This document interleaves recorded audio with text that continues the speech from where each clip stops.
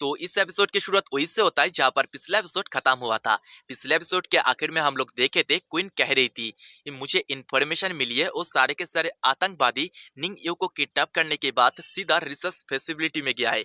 मुझे जहां तक लगता है वो लोग वही पड़ी निंग यू के डीएनए को यूज करके प्रोफेसर तियान के उस रिसर्च हार्ड डिस्क को हासिल करना चाहता है। लेकिन इस प्रोसेस में भी 2 घंटे का वक्त लगेगा। यही 2 घंटा हमारे हाथ में। इसी 2 घंटे के अंदर हम जो कर सकते हैं हमें करना पड़ेगा। अगर इस 2 घंटे के अंदर हम उन आतंकवादी को हरा नहीं पाते तो हमारा मिशन फेल हो जाएगा। अब इसके आगे की कहानी को इस एपिसोड के साथ जानेंगे। इस एपिसोड के शुरुआत में हम देखते क्वीन फैंग और लाओसी उस रिसर्च फैसिलिटी के सामने पहुंच चुका था, जहां पर ऑलरेडी पहले से ही उनके यूनिट के सारे सोल्जर पहुंच चुका था। वो सारे के सारे सोल्जर उनके यूनिट के कमांडर क्वीन को देख के सलूट करता है और क्वीन से पूछता है, मैम हमारा नेक्स्ट स्टेप क्या होगा? तभी क्वीन कहती है, मिस्टर लाओसी यही से आपका मिशन चालू होता है।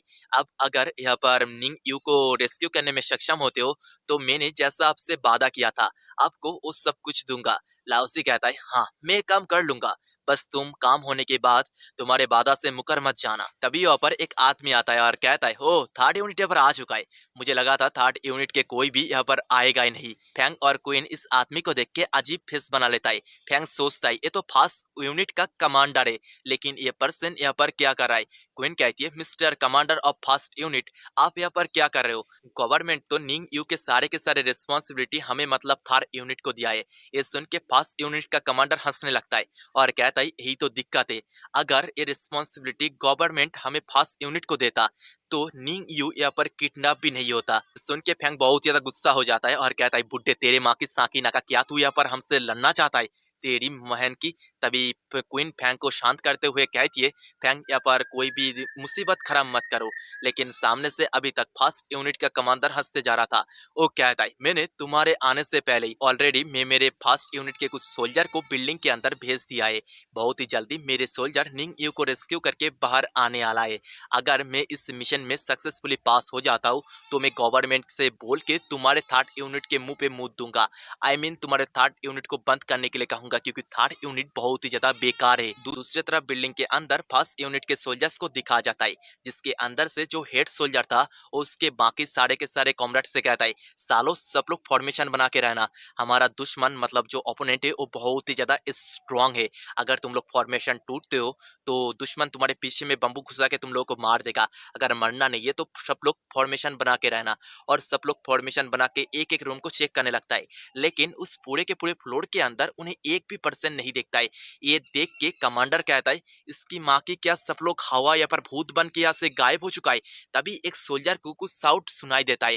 वो लोग जब सामने की तरफ देखता है, दूर से एक लड़की भागते हुए उनके तरफ आ रही थी। वो लड़की जब उनके पास आता है, बटालियन कमांडर उस लड़की की तरफ गन पॉइंट करता है और उससे पूछता है, ओए लड़की तू कौन है और तू कहाँ से आ रहा है? वो लड़की कहती है, मैं इस रिसर्च फैसिलिटी का एक साइंटिस्ट हूँ और मेरे जैसा इस रिसर्च फैसिलिटी का जितना भी साइंटिस्ट था उन सबको आतंकवादी ने बंदी बना के रखा है। वहां से मौका मिलने पे मैं भाग के आई हूँ। ये सुनने के बाद वो बटालियन कमांडर कहता है, वो तो ठीक है, अब पीछे मुड़, तेरा पिछवाड़ा देखना है। तेरे पीठ में कोई बम फम है क्या देखना है। वो लड़की भी बात मान के पीठ मुड़ती, पीछे मुड़ती है और हम देख पाते उसके पीठ में बम था। ये देख के सारे सोल्जर कहता है, पप्पा रे ये तो बम है। शिन शिफ्ट होके बिल्डिंग के बाहर का सीन दिखाया जाता है, जहाँ पर फैंग फर्स्ट यूनिट के कमांडर के बात सुन के बहुत ज्यादा गुस्सा था। वो यूनिट कमांडर को ऑलरेडी माँ और बहन की गाली देते जा रहा था। उसे क्वीन शांत करते हुए कहती है, फैंग यहाँ पर ऐसा बात मत करो, यहाँ पर सीधा हल्ला मत करो, ऐसे भी हम लोग मुसीबत के अंदर है। लेकिन इतना सब के बाद भी फैंग शांत नहीं हो रहा था। तभी क्वीन कहती है, मिस्टर लाओसी आप फर्स्ट यूनिट कमांडर के बातों के ऊपर ज्यादा ध्यान मत देना। लाओसी कहता है, हाँ ऐसे भी मैं भौंकते हुए कुत्तों के ऊपर ज्यादा ध्यान नहीं देता हूँ, क्योंकि वो किसी के भी ऊपर भौंकता रहता है। अगर उसे टायर या पर एक खंबा दिख जाए तो उस पे ही मुंह देता है। ये बात ना फर्स्ट यूनिट के कमांडर सुन लेता है और कहता है, हाँ अभी तुम लोग जितना हो सके मेरा उतना मजाक उड़ा लो। बहुत ही जल्दी मेरे फर्स्ट यूनिट के सोल्जर्स निंग यू को रेस्क्यू करके बाहर आने वाला है। तब मैं तुम्हारे इस अपमान अपमान का बदला ले लूंगा। तुम्हारे थर्ड यूनिट के ऊपर मूत के गवर्नमेंट से बोल के मैं तुम्हारे थर्ड यूनिट को बंद करवा दूंगा, क्योंकि थर्ड यूनिट बहुत ज्यादा बेकार है। तभी अचानक से बिल्डिंग के अंदर एक बहुत ही बड़ा ब्लास्ट होता है। इस ब्लास्ट को देख के फर्स्ट यूनिट के कमांडर के पूरे बोलती बंद हो जाता है। उसका हवा लिटरली टाइट हो जाता है। फिर बिल्डिंग के अंदर का सीन दिखाया जाता है, जहाँ पर कुछ सोल्जर ढाल के मदद से ब्लास्ट से अपने आप को बचा लिया था, लेकिन उनके बटालियन कमांडर उस लड़की के बिल्कुल पास था, इसीलिए वो मारा जा चुका था। वो सारे के सारे सोल्जर खुद को और थोड़ा सा संभालता, उससे पहले ही वहां पर वही येलो एयर पर्सन आ जाता है। अरे ये वही आतंकवादी है जो निम को किडनैप किया था और उसके बाकी सारे के सारे कॉमरेड को सेकेंड फ्लोर में उनके प्लान के सेकेंड स्टेज के लिए भेज दिया था, और वो फर्स्ट फ्लोर को संभालने के लिए अकेला ही फर्स्ट फ्लोर में रुका था। वो पर्सन उसके एक एक पंच में सोल्जर्स के ढाल को तोड़ते हुए सोल्जर्स का बैंड बजा देता है। ऐसे ही वहां पर जितना भी सोल्जर था सबका बैंड वो बजा देता है कुछ ही देर के अंदर। सारे के सारे घायल सोल्जर अपने अंदर बात कर रहा था, इसकी माँ का और तेरी बहन का ये पर्सन कौन है? ये पर्सन कोई भी ह्यूमन नहीं हो सकता है, क्योंकि कोई भी ह्यूमन अपने एक पास में आर्मर के शील्ड को तोड़ नहीं सकता है।